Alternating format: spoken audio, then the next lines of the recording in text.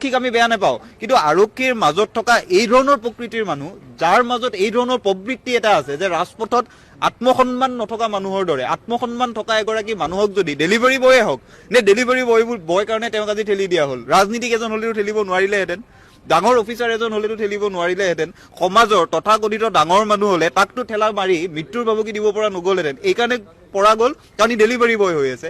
তাৰ পৰিচয়টো আত্মসন্মানত কিয় আঘাত দিয়া হ'ল? এই গোটেইকেইটা কথাতে আমাৰ বেয়া লাগিছে আৰু আমি আশা কৰিম ডিজিপি মহোদয়ে যিহেতু তদন্তৰ কথা কৈছে, ক্ষিপ্ৰতৰ হওক তদন্তটো ক্ষিপ্ৰতৰ হওক। এই ল'ৰাজনে ন্যায় নোপোৱালৈকে এই গোটেই কথাখিনি অব্যাহত থাকিব, কাৰণ ল'ৰাজনৰ আত্মসন্মানত আঘাত দিয়া হৈছে।